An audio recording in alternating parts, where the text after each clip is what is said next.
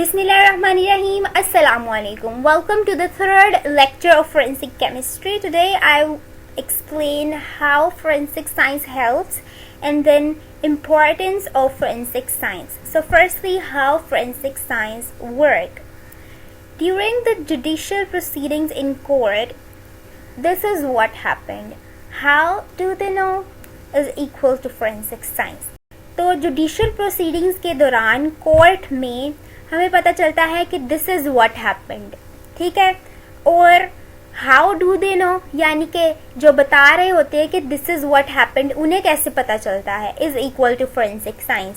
यानी कि उन्हें फोरेंसिक साइंस हेल्प करती है, उन्हें फोरेंसिक साइंस नॉलेज प्रोवाइड करती है, जिसकी वजह से वो एक नतीजे पर पहुंचते हैं कि this is what happened. How common is procedure use to analyse evidence, कि कोई आम तरीका इस्तेमाल किया गया है उस प्रोसीजर में एविडेंस को एनालाइज करने के लिए। इस procedure widely accepted by the scientific community, यानी कि सिर्फ ज़रूरी नहीं है कि सिर्फ एक ही साइंटिस्ट अगर उससे मुत्तफिक है तो हम लोग उसे आगे, यानी कि हम उसे फैसला सुना दें उसे बना के, जबकि साइंटिफिक कम्युनिटी को उस पर रजामंद होना ज़रूरी है। Scientist interpret the evidence prosecution versus defence. Scientist जो होते हैं वो एविडेंस को इंटरप्रेट करते हैं, यानी कि how reliable is the evidence, to what extent can the evidence be trusted, यानी कि ये एविडेंस रिलायबल है भी कि नहीं है, ठीक है। वो इस चीज़ को चेक करते हैं। उसके बाद वो ये चेक करते हैं क्या हम इस एविडेंस पे ट्रस्ट कर सकते हैं कि नहीं कर सकते, यानी कि किसी किस्म का शक व शुबा ना रहे।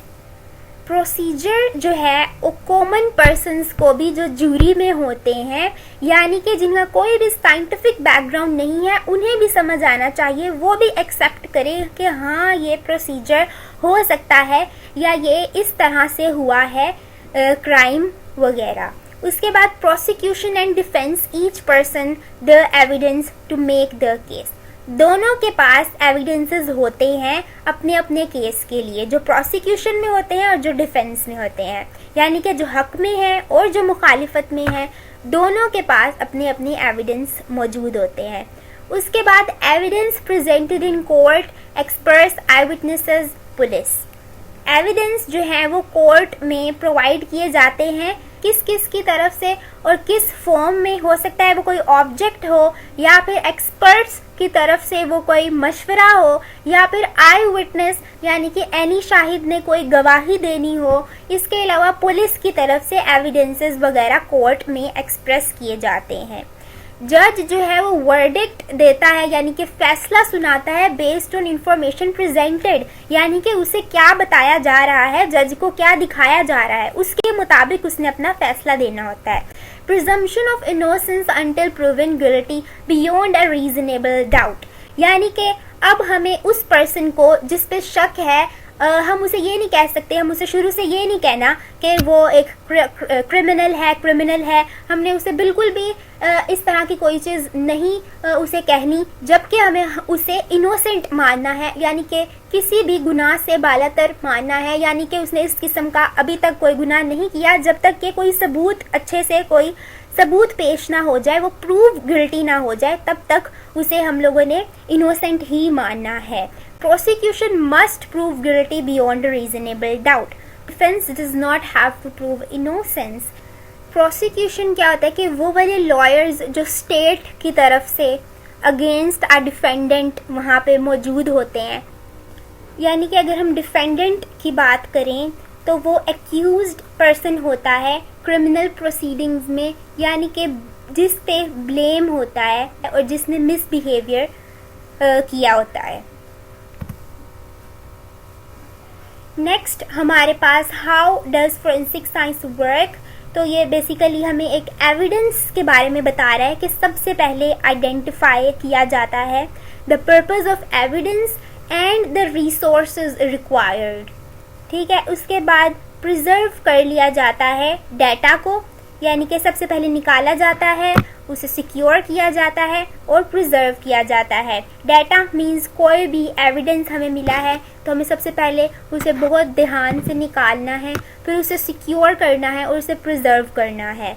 उसके बाद एनालाइजिंग के लिए हमें डिफरेंट टूल्स और टेक्निक्स को यूज़ करना होता है, यानी कि जो फोरेंसिक एनालिस्ट हैं वो डिफरेंट टेक्निक्स और टूल्स को यूज़ करते हैं, डाटा को प्रोसेस करते हैं और एनालिसिस करते हैं रिज़ल्ट को निकालने के लिए। उसके बाद डॉक्यूमेंटेशन में हमें जितनी भी फ़ोटोग्राफिंग, स्केचिंग, क्राइम सीन मैपिंग वगैरह क्राइम सीन पे चीज़ें डिफरेंट मिली होती हैं, हमें उस पे उन्हें साथ अटैच करना होता है, साथ जो है वो एविडेंस के साथ देना होता है। उसके बाद presentation, process of summarization and explanation of conclusion is done with the help of gathered facts, यानी कि हमें समराइज करना होता है कि क्रिमिनल ने किस तरह से क्राइम किया या फिर कौन क्रिमिनल था। इस तरह से जितने भी एविडेंस हमें मिले हैं उन्हें हमें समराइज करके एक प्रॉपर प्रेजेंट करना होता है रिजल्ट को, जो भी हमें फैक्ट्स जो है वो गैदर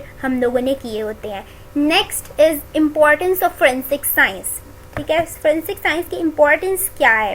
तो इम्पोर्टेंस ऑफ फोरेंसिक साइंस में सबसे पहले तो ये आ जाता है कि एविडेंस की टाइप क्या है। फॉर एग्जांपल हमें एविडेंस लिक्विड में मिला है, सॉलिड में मिला है, या फिर कोई ऐसा एविडेंस मिला है जो कि हम मूव नहीं कर सकते, हमें उसे वहीं पे प्रिजर्व करना पड़ता है। फोरेंसिक एनालिस्ट वहीं पे उसे प्रिजर्व कर लेते हैं। हमें कोर्ट में किस तरह से लेके जाना है, किस तरह से एक एविडेंस को कोर्ट में परसीव किया जाता है, हमें उसे टेस्टिफाई किस तरह से करना है, उसके सिग्निफिकेंस को किस तरह से जानना है और उसकी इम्पोर्टेंस का हमें पता होना चाहिए कि किस तरह से एविडेंस को प्रॉपर तरीके से कलेक्ट करना है, हैंडल करना है, ताकि हम उसे कोर्ट में सही तरीके से प्रिजर्व करके लेके जा सकें, तब तक वो ख़राब ना हो। अगर कुछ ऐसा एविडेंस जिस तरह ब्लड वगैरह वो ख़राब हो सकते हैं, तो प्रॉपर कलेक्शन, हैंडलिंग वगैरह फोरेंसिक एनालिस्ट जो हैं वो करते हैं। उसके बाद लॉ इन्फोर्समेंट एजेंसीज़ को ये सब चीज़ें जो है ये अंडरस्टैंड करने की बहुत ज़रूरत है कि किस तरह का एविडेंस है, हमें उसे किस तरह से लेके जाना है, उसकी सिग्निफिकेंस को किस तरह से टेस्ट करना है, उसे किस तरह से हम लोगों ने कलेक्ट करना है, हैंडल करना है और स्टोर करना है। ठीक है, तो ये सब फोरेंसिक साइंस की हमारे पास इम्पोर्टेंस थी। तो नेक्स्ट लेक्चर हमारा होगा difference between science and forensic science. तो इस वीडियो को लाइक कर दें। Thank you so much for watching. अल्लाह हाफिज़, टेक केयर।